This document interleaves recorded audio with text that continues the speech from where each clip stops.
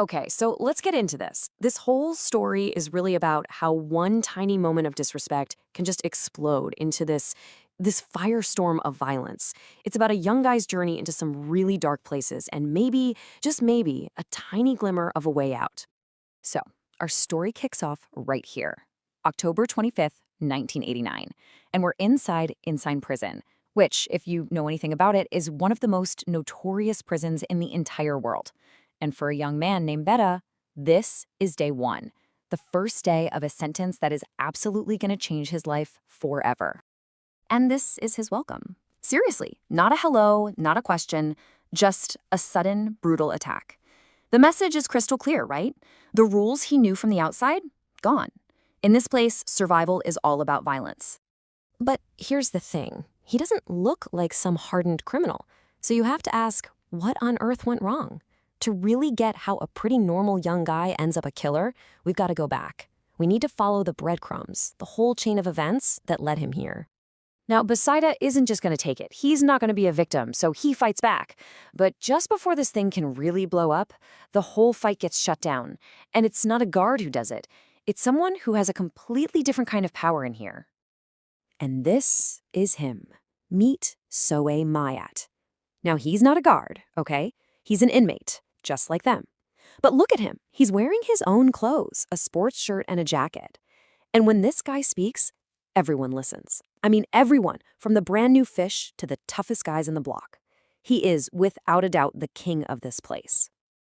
And then, just like that, the king of the cell block says something that changes everything.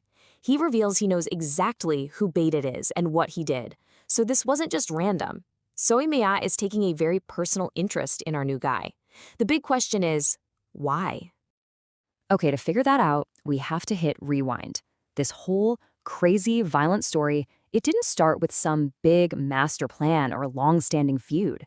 Nope, it started with something almost laughably small, a really petty drug deal that went south. Just look at how this escalates. It's like a perfect storm, a domino effect of revenge. First, you've got a ripped-off drug deal. That leads to a humiliating public beatdown. Well, that beating then triggers a full-on gang assault. And that assault, it ends with the murder of Beta's best friend. See how each step gets more and more violent? It just sucks everyone deeper and deeper into this spiral with no way out. And that right there, that was it, the point of no return. A line was crossed that could never be uncrossed. I mean, his parents were terrified. They even arranged for him to get on a ship and flee the country. But Beta, he knew he couldn't just run. There was one last piece of business he had to take care of. So get this. Just a few days before he's supposed to escape, he's walking through the city and he sees him. Isar, the gangster who ordered the hit on his best friend, just standing there, out in the open. Beta knew right then. This was it. This was his chance. And he doesn't do a sneak attack. He doesn't ambush him. No. Beta walks straight up to this powerful gang leader, Isar, in front of his entire crew and calls him out. He challenges a seasoned killer to a one-on-one fight.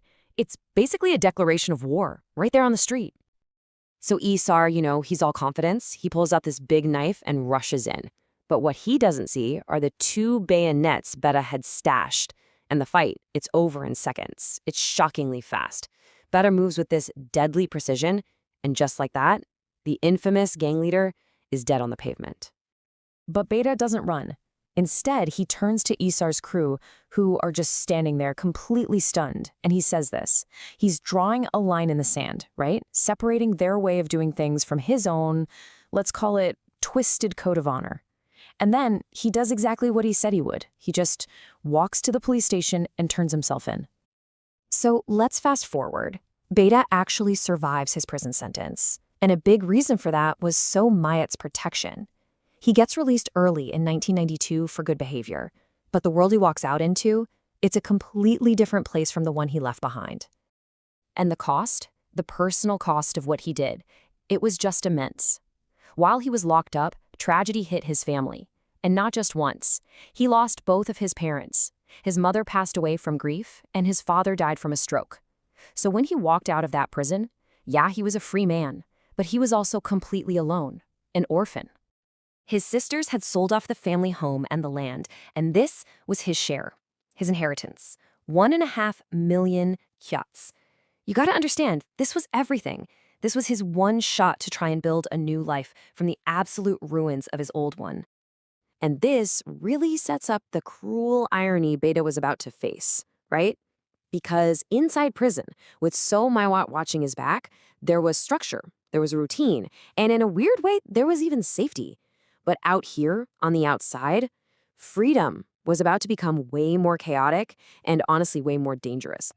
And then he meets her, a young, up-and-coming actress named Thingy Lin, and he falls for her hard. She pulls him into this whole other world, fast, glamorous, and totally destructive. And you have to imagine, for a guy who just spent years in a super rigid, controlled place like prison, this kind of chaotic freedom, it's intoxicating. So together, they just burn through his entire inheritance. Parties, high-stakes gambling, drugs, the whole thing. And in just over a year, poof, it's all gone. And the final betrayal comes after he sells his very last asset, his apartment. The woman he'd given everything to, she just disappears, takes the last bit of his money, runs off with another guy, and leaves Beta with absolutely nothing. He's alone, he's broke, and now he's homeless. So now he's at rock bottom. I mean, absolute zero. No family, no home, not a single kyat to his name. And right then, in that moment of total desperation, he remembers something. A kind of parting gift. A final message from his old protector in prison, Somayat.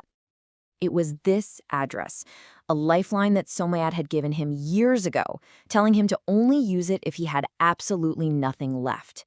Well, this was that moment. So with nothing to lose, he makes his way to that address.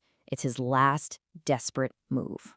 He gets there, a young woman answers the door, and Beta says the secret password, the code phrase Somayat had made him memorize all those years ago.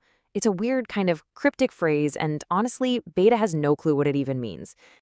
But she seems to know it. She recognizes the phrase, and she opens the door and lets him inside. And as that door closes behind him, that's where our story ends, for now. And it just leaves you wondering, right? Is this his chance to find a way back to the light? Or did he just step into an even darker world than the one he left behind?